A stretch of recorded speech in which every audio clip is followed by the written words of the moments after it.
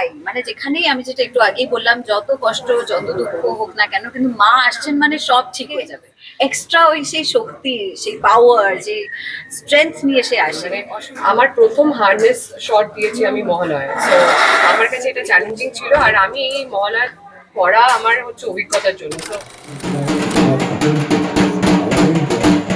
তো প্রত্যেকটা মানুষের মতন আমারও ওই পুজোর একটা অন্যরকম উন্মাদনা উত্তেজনা কাজ করে। এবং পুজো মানে আমার ছোট বয়স থেকে, যেহেতু আমাদের বাড়িতে পুজো হয়, গত বছরটাই তো 100 বছর কাটালো এবং 101 বছর এবারে।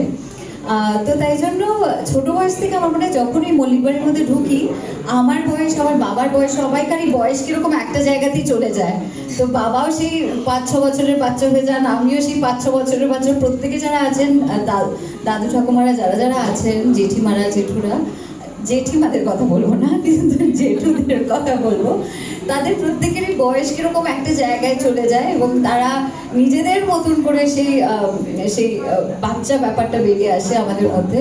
যে ছোট বয়সে মানে হচ্ছে হয়তো প্রসাদ পাওয়া গেল, আর তারপরে বলা হলো যা যা ওই ঘরে লুকিয়ে দিয়ে আয়। যারা কাছে এদের মধ্যে হয়তো অনেকেই আছেন আমাদের মল্লিক বাড়িতে, তারা জানবেন আমি কি বলছি।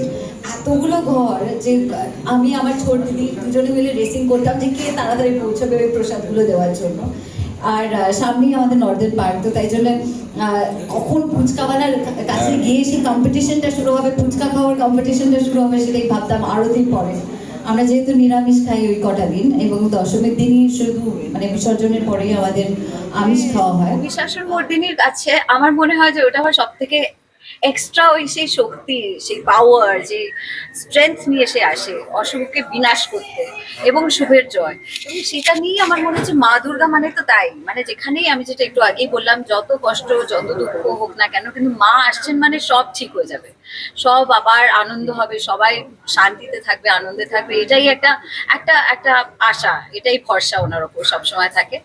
তো তাই জন্য আমার মনে হয় মা দুর্গা হওয়ার যে কোনো রূপই আমার ভীষণই এক্সাইটিং লাগে।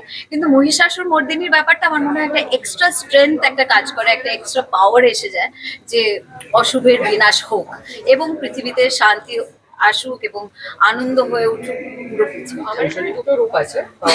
মানে দুই গল্পে অ্যাকচুয়ালি অসুর বিনাশ হচ্ছে। সেখানে আমার একটা মহিষাসুর মর্দিনী লুক আছে আর একটা ভদ্রকালীর লুক আছে। সো মহিষাসুর মর্দিনী প্রোমোটা আই থিঙ্ক এখনো বেরোবে, বাট ভদ্রকালী লুকটা তোমরা দেখেছো। সো আমি যেটা বললাম যে এরকম কোনো মাইথোলজিক্যাল ক্যারেক্টার করা এটা একটা অনেক বড় ভাগ্য। অ্যান্ড সেখানে এটাকে জাস্টিস করতে হলে মানে তোমাকে না ভেতর থেকে করতে হবে পুরোটা, মানে you have to fill it. তোমাকে তোমাকে নিজের মধ্যে ভাবতে হবে যে তুমি মানে যেভাবে আমরা দেখে আসি, আমরা ভগবানের কাছে যেভাবে সব একদম স্বচ্ছতার সাথে সবটা চাই, ঠিক সেইভাবেই মায়ের কথা ভেবে মাকে স্মরণে রেখে তোমাকে মানে করতে হবে অভিনয়টা। So I think I did it with honesty.